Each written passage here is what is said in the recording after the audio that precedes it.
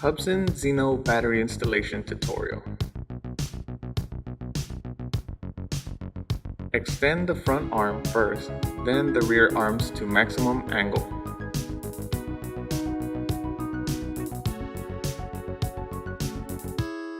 Open the gimbal core.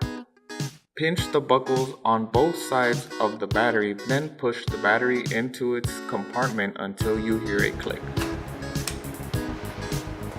Check if the battery is secured in its compartment.